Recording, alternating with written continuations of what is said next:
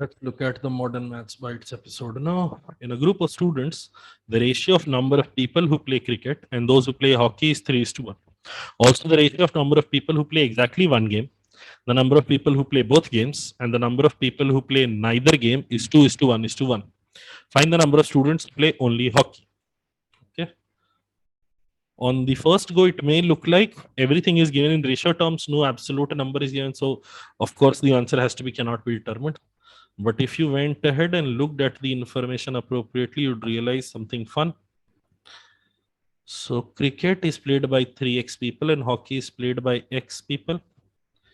This is told to us. Also, the ratio of number of people who play exactly one game and the number of people who play both games and the number of people who play neither game is 2:1:1.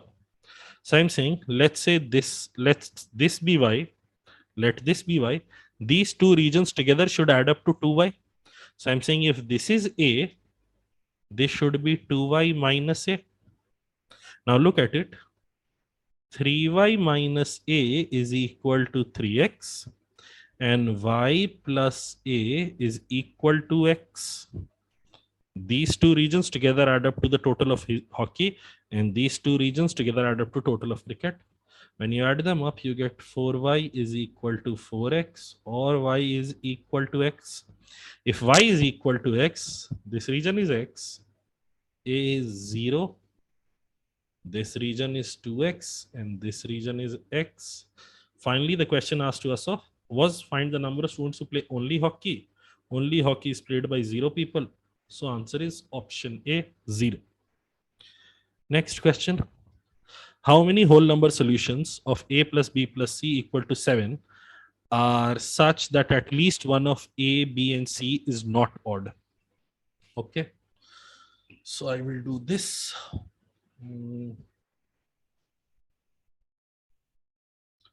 I will do what? First thing I will do is, there are multiple ways of counting. First, let's find out total solutions. A plus b plus c equal to 7. Total solutions is given by 9c2 or 36. My answer has to be lower than 36. This much I know. Unacceptable cases, if I want to make for ABC, it would be 115, which would give me 3 factorial by 2 factorial, or 3 unacceptable cases. Another would be 133, which would give me another 3 factorial by 2 factorial, or 3 unacceptable cases. Are there any more cases? Not really. So from these 36, we remove these 6 cases and we reach 30. This is the simple, small way of doing it. And if you were being a little more, cavalier and you wanted to do it a little more formulaically, what you can do is, let's work with this. If a plus b plus c equal to 7, let me count all the cases where all of them are necessarily odd formulaically. First thing you do is you assign 1, 1, 1 to each of them. Then you're left with 4. Now of this 4, you make packets of 2 each. So you're left with 2. The number of ways of arranging this is 4c2. So your answer that you get is 9c2 minus 4c2. 4c2, hopefully you know, is also 6. Here you got to know those exact precise cases where every number is odd. Here you don't get to know the exact precise cases, what numbers are, but still you will reach the same answer, 30. Next, in a group of 60 old people, 50 wear glasses and 40 are bald. Find the minimum and the maximum number of people in the group who neither wear glasses nor are bald. Okay, this is a slight departure. This is a slight departure from standard questions. So please pay attention.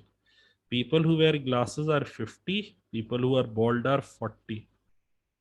We have not been asked maximum and minimum overlap of both these sets. We have been asked this number on the outside. What is the maximum and the minimum number there? So what I'm doing is, the top half is one case, the bottom half is one case. One case would be created when their overlap is very high. When their overlap is very high, the maximum overlap that they can have is 40. So this will be 0, this will be 10. And I know there were a total of 60 people.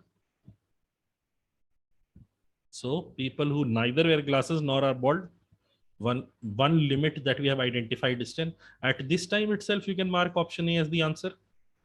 At this time itself, you can mark option A as the answer, because you cannot possibly have any answer in which 10 is not an upper limit. 10 is as a limit is mentioned only in one option.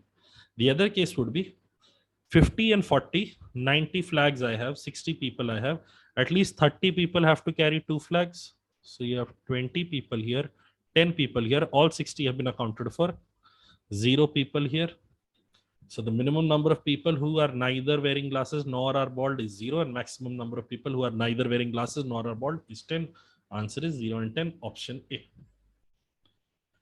Next, what is the sum of all odd numbers less than 1000 which can be formed using only the digits 0, 1, 2, 3, and 4 with repetitions being allowed? Now, the standard way of doing this is for 1-digit numbers, and then for 2-digit numbers, and then for 3-digit numbers, and then ensuring that 0 is not in the front, and blah and blah and blah. I'm saying let 0 come.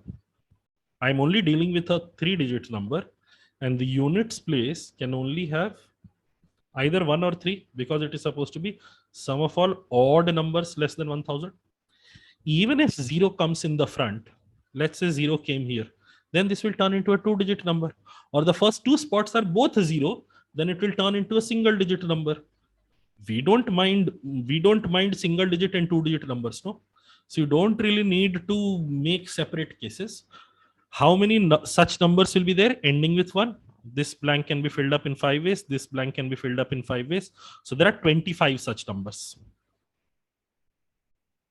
I'm only doing the working for the first case, 25 such numbers. In each of these 25 such numbers, the unit digit will have 1. So summation provided by the unit digit is 1 into 25. Now in the tens place, you will have digits 0, 1, 2, 3, 4. Each of these 5 digits present. And each of these 5 digits will be present how many times?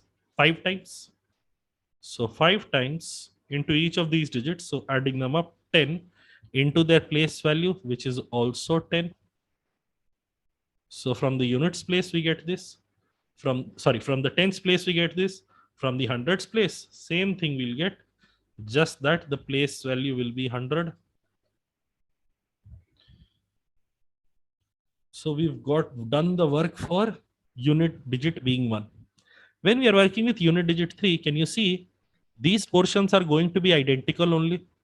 The only portion that changes is 3 into 25 at the end. The only portion that changes is 3 into 25 at the end. At this time, if you're extremely observant, you would know your answer. This ends in 2 zeros. This ends in 2 zeros. This is 25. This is 75. Of course, my answer has to end in 2 zeros. Therefore, it should be D. But in case you want to complete the maths of it, let's do that. Here I get 5000. Here I get 500. Here I get 25.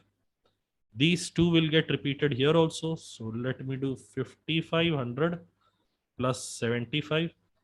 So 5500 into 2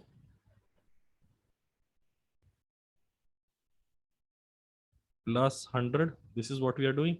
So 11,000 plus 100 or 111 followed by 2 zeros. So option D will be the answer. The smart thing to do here is to count them simultaneously. Don't do it for single digit numbers, then 2-digit numbers, then for 3-digit numbers.